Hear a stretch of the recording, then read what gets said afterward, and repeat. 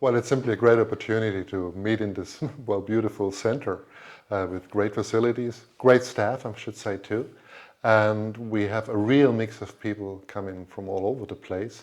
What works also surprisingly well, I find, is this mix between people who are here and people who couldn't come because of COVID. And that's a technological challenge, but I think that's been mastered quite well too. It has been actually very varied. This was a long day. I think we had like 14 papers. And normally after a day like this, I think most people would be shot. But I think we were quite awake and people actually didn't feel like ending their discussion at the end of the day, which is a good sign.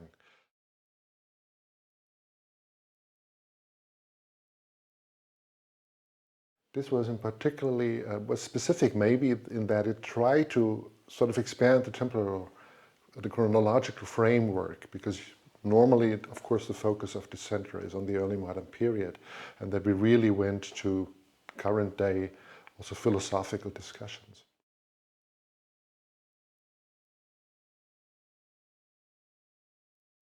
Well, definitely provided I work in the area, because of course these topics are, we can see that we really have specialists here.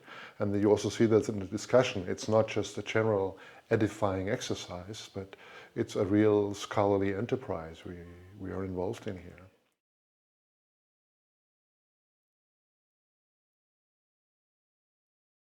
Basically, I think this is the aim of a center like this in general, that people do come from different fields, that we have papers in this specific instance on visual representations. People were telling about their experiences with reenactment of microscopic experimentation and observation, that we have people working on graphic illustrations of machines, but also people really working on, well, Haraway cyborgs, all kinds of very tricky, complex philosophical issues.